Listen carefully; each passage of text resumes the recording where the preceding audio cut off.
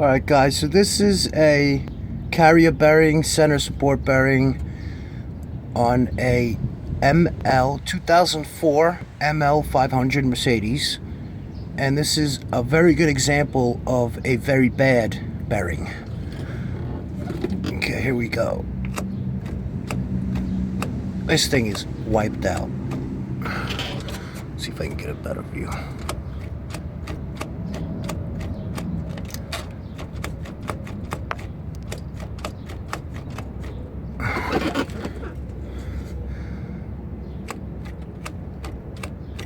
That's some serious movement.